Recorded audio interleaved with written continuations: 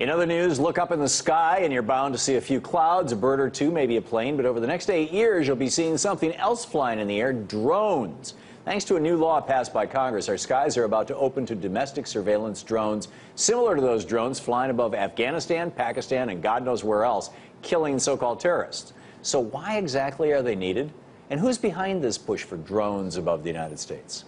Here to answer that question is Lee Fong, investigative reporter with RepublicReport.org. Lee, welcome back. Hey, Tom. Nice to see you. Great to see you, too. What legislation was it that paved the way for these drones? Well, you know, there's this bill, the FAA authorization bill, which is kind of like a catch-all bill that funds the FAA, TSA, and some other similar authorities. But, you know, hidden inside this bill were lots of new regulations. And the part that we're kind of focusing on today is this rule that basically opens up domestic airspace to drones. Some of the drones are kind of benign, like, you know, drones that filmmakers might want to use to film their movies. But a big part of this will be law enforcement and other commercial uses, like corporations that want to gather more information from the skies, you know, for things that they want to sell to people or for other marketing reasons.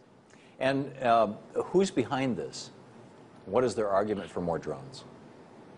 Well, a lot of military contractors are behind this because right now, most drones that are created are made for the military. You know, the Predator drone that is ubiquitous in the war and terror in Afghanistan is made by General Atomics, Lockheed Martin, Northrop Grumman. They make drones, and there are lots of other specialty industries. Proxy Aviation is another one that makes military drones. So all of these companies came together and formed a trade association a couple years ago called the Association for Unmanned Aerial Vehicles.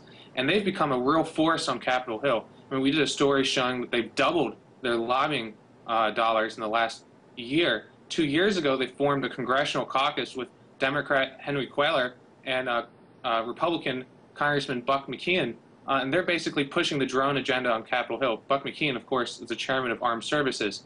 And, you know, and they've developed a very rigorous and massive, really, lobbying strategy to get the FAA bill and related laws passed. To look just at their lobbying strategy is pretty dramatic. I mean, we obtained this PowerPoint. Go ahead. Oh, did I interrupt you? No, go ahead. You obtained this PowerPoint. Yes, this PowerPoint basically shows that over the past year, they've developed a pretty sophisticated plan to push through this massive expansion of domestic drones. I mean, they're going to have, some estimates say 30,000 domestic drones flying over our skies in the next 8 years. So here's the question: what is not benign about this? I mean, we've had you know, helicopters, the O.J. Simpson slow-mo trial. You know, and anytime there's a big crime, you've got the local TV stations have their helicopters there. You've got the satellites up in the sky, Google Earth. I mean, you can see, and now they're driving around, and people with with vehicles and things. You can see people's houses. You can see things.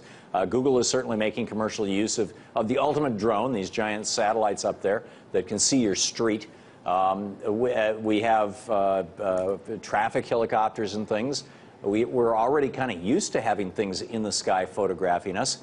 What's the, where's the George Orwell piece of this? What's the scenario that concerns you?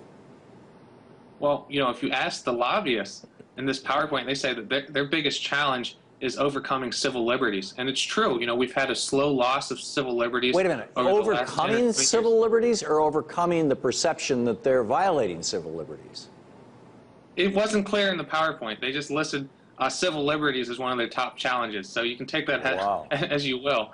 But, you know, there's a creepy factor in this where drones, whether it's for, you know, a police department or, you know, some other private interest, can hover above someone's house. I mean, how do you mark your own private property in the air, right? If someone can just hover a drone above your house, taking pictures of you, maybe using an infrared sensor to see how many people are in your house. I mean, the limits to this haven't really been defined. So this could be the beginning of the end of the Fourth Amendment in a way. Is that what you're suggesting? No, precisely, because I mean, this isn't a discussion we've had. I mean, the FAA authorization bill, specifically this language in it, which by the way, the drone industry brags that lawmakers took their proposal word for word and implemented it into the bill. There was no serious consideration. There were no hearings. There was no big public debate about this dramatic change. Amazing. Lee, thanks so much for being with us, and thanks for waking us up on this issue. Thank you, Tom.